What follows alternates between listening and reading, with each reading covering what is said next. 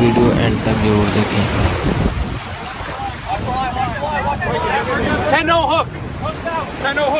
ये इंसान एक मछली को बचा लेता है।